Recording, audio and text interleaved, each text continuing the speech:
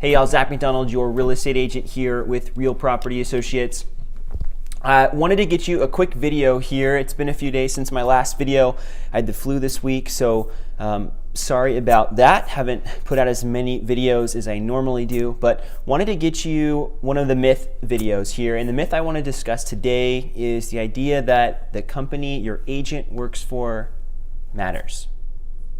In the past, the brokerages or companies' name was a really big deal, and people would work with a specific company and the agent at the different companies.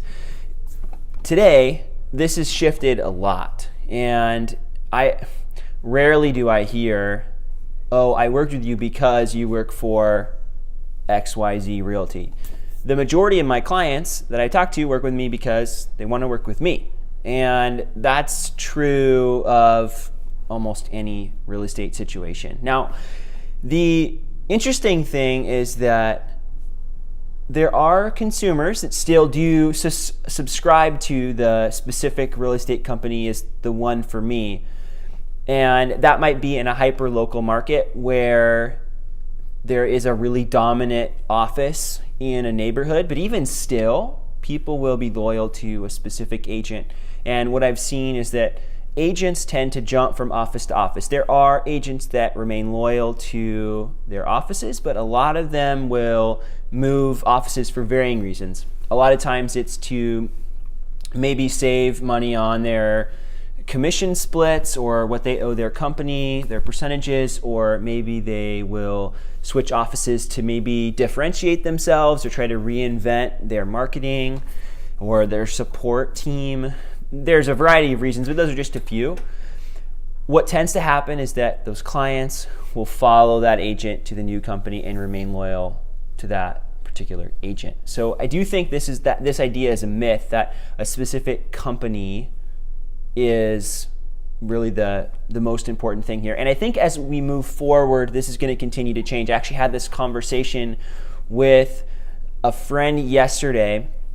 We were talking about the changes in real estate over the years, and we were discussing how in the past it was a lot more company centric, and now we're even getting to where it seems like those big companies aren't as big of a player anymore. There's some that have significantly declined since the last recession, and then a lot of what we're starting to see now is personal branding, and that's just a big thing in general, but we're seeing that in the real estate space on a extremely drastic scale. And so it's always been, you put your real estate agent's name on the sign, so you have XYZ Realty plus the agent's name, but now we're starting to see Team Zach McDonald or something like that, and maybe the company's name's on there, but we're starting to see a shift to where the agent's becoming more the focus and the company's getting a little bit of a back seat. So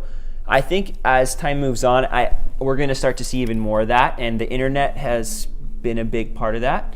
Being able to market yourself online and get some of the space that maybe a company would have provided in the past. People are able to kind of grab that share for themselves. There's a lot more independent brokerages. There's a lot more availability for an individual to maybe even just start their own office and have a small little team. So I think we're going to start to see that continue as a trend going forward, but did want to share my thoughts on this because I think that is a myth that people believe that the name on the sign is extremely important, and I really don't think that is the case. So those are my thoughts. I'd love to hear yours down below. Specifically, if you disagree, I'd love to dialogue about that.